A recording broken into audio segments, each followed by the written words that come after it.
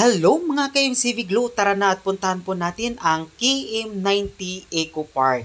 So dito sa KM90 Eco Park mga ka-MCV Glow, sa unang bungad mo pa lang ay talagang nasa sobrang ganda at ito ay may fall po dito at pwedeng-pwede po kayong maliligo dito at ito ay mai-enjoy mo mga ka-MCV Glow ang sobrang ganda ng kanilang paligid at ito ay talagang feel na feel mo talaga na sa sobrang ganda at talagang hindi ka talagang magsisi na ay ito pala ang napupuntahan kong Eco Park na sa sobrang ganda at pwedeng-pwede po kayong iikutin natin po ang loob nito ng Eco Park mga ka-MCV Glow. So mga ka-MCV Glow, ito ay private fall po ito, no?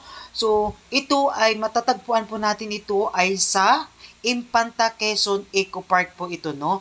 Infanta Quezon KM90 Eco Park.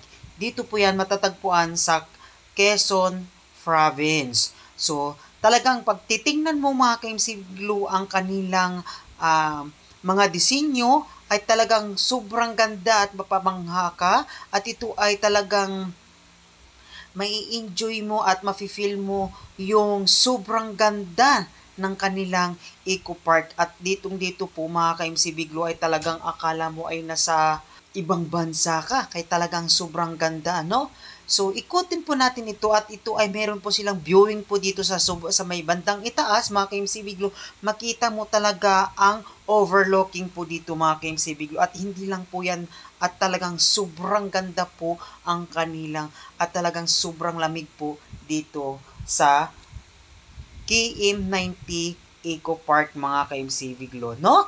So mga ka-MCV Glow ay talagang dito ay kung pwede nyo po ay maliligo po kayo dito sa fall. Pwede naman po kayo maliligo po dito. Ito po ay private fall mga ka-MCV Glow, no? Ayan po. So ito po ang kanilang fall. Ayan po. Ito po ang lahat po na naikot po ng ating drone. Ayan po, no? Ayan po ang kanilang fall at ang kanilang pong talagang maganda ang kanilang mga disenyo talaga. So mga ka-MCV Glow, ayan po.